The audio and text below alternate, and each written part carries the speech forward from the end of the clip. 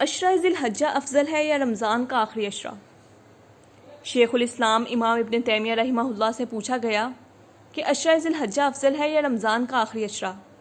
تو آپ نے فرمایا عشرہ ذی الحجہ کے دن رمضان کے آخری عشرے سے افضل ہیں اور رمضان کے آخری عشرے کی راتیں عشرہ ذی الحجہ سے افضل ہیں۔ امام ابن القیم رحمہ اللہ فرماتے ہیں اگر کوئی سمجھدار فاضل شخص اس جواب پر غور کرے تو اسے کافی و شافی پائے گا، کیونکہ کوئی دن ایسا نہیں جس میں کیا گیا عمل اللہ کو عشرہ ذی الحجہ کے دنوں میں کیے گئے عمل سے زیادہ محبوب ہو، اور ان 10 دنوں میں یوم العرفہ، یوم الترویہ اور یوم النحر جیسے عظیم دن شامل ہیں۔ اور جو رمضان کے آخری عشرے کی راتیں ہیں تو نبی صلی اللہ علیہ وسلم ان میں ساری رات عبادت کیا کرتے تھے، اور ان راتوں میں لیلۃ القدر جیسی عظیم رات بھی ہے۔ حدیث شریف میں آتا ہے کہ اللہ تعالیٰ ہر رات کے تیسرے پہر دنیاوی آسمان پر نزول فرماتے ہیں سوائے یوم عرفہ کے، کہ اس وقت اللہ تعالیٰ دن کو جلوہ افروز ہوتا ہے۔ سلف صالحین اپنی ضرورتوں کو عرفہ کے دن کی دعا کے لیے جمع رکھتے تھے۔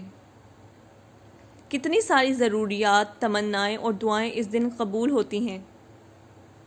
رمضان المبارک میں لیلۃ القدر ہم سے غائب رہتی ہے اور ہمیں نہیں پتہ ہوتا کہ کون سی رات ہوگی، جبکہ ذو الحجہ میں پروردگار عالم ہمیں خود بتاتے ہیں کہ یہ دن عرفہ کا ہے۔ کیا اس کے باوجود ہم اسے غنیمت جاننے میں سستی کریں گے؟ اگر عرفہ کے دن کے اخیر میں ہم اپنے آپ کو فارغ کر سکیں تو ضرور ایسا کرنا چاہیے، خاص طور پر عصر کی نماز سے مغرب کی اذان تک۔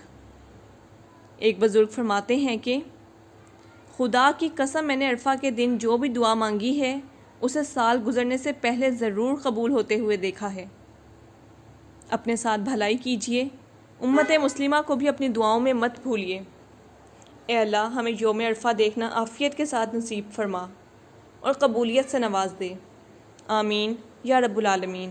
اللہ اکبر اللہ اکبر اللہ اکبر، لا الہ الا اللہ واللہ اکبر اللہ اکبر، اللہ